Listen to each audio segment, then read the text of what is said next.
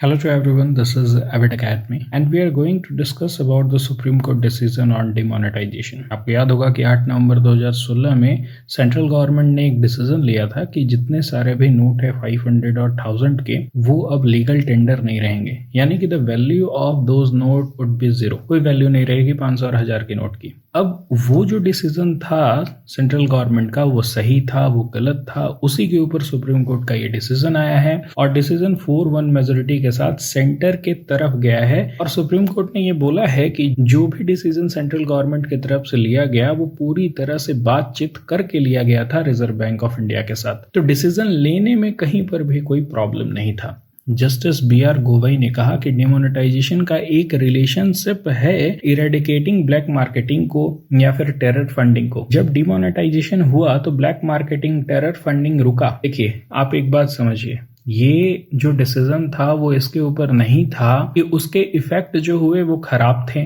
या उसके इफेक्ट जो हुए वो अच्छे थे। वो दोनों एक चर्चा का विषय हो सकता है कि हाँ, उसको करने के बाद फिर ब्लैक मार्केटिंग कम हुई, टेरर फंडिंग कम हुई, भारत डिजिटाइजेशन की तरफ और ज्यादा अग्रसर हुआ। बहुत सारे ऐसे पॉइंट हैं जो कि अच्छे हैं और बहुत सारे पॉइंट हैं जो कि गलत हैं, जैसे कि बहुत सारे लोगों को बहुत सारी परेशानियां हुई, एटीएम में लंबे लंबे लाइन लगे हुए थे, बैंक एम्प्लॉयज को बहुत ज्यादा परेशानी हुई थी कुछ दिनों तक। तो सारे प्रॉब्लम्स और उसके बेनिफिट जो हैं वो वहां पर थे, पर सुप्रीम कोर्ट इसके ऊपर डिसीजन नहीं ले रहा था। सुप्रीम कोर्ट ये डिसीजन ले रहा था कि क्या सेंट्रल गवर्नमेंट के पास ये पावर है कि वो इस तरह के डिसीजन को एग्जीक्यूट कर सकता है without proper discussion with the RBI. पर सुप्रीम कोर्ट ने ये कहा कि सारे प्रक्रियाओं को फॉलो करके ये डिसीजन लिया गया। And that's why you can see out here यहाँ 4-1 की मेजोरिटी देखने को मिल रही है। वेरएज एक और जज हैं जो डिसेंट किए हैं इस डिसीजन से, वो है बीवी नागरत्ना। ये डिसेंट किए हैं, वो बोले ये डिसीजन से मैं खुश इसलिए नहीं हूं कि गवर्नमेंट का डिमोनेटाइजेशन का जो एक्सरसाइज था वो भले ही इंटेंशनली बहुत ही अच्छा था, लेकिन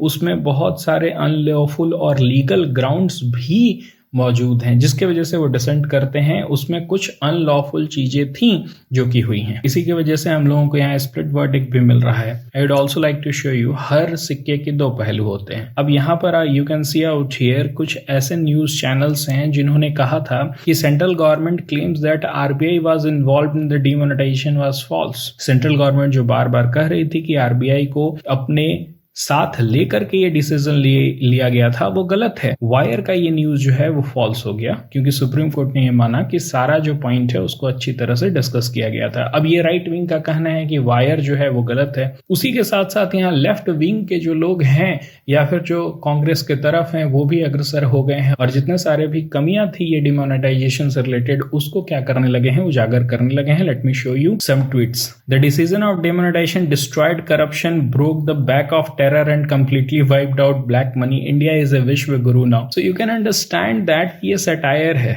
भारत विश्व गुरु नहीं बना है और बहुत समय लगेगा, विश्व गुरु था पहले।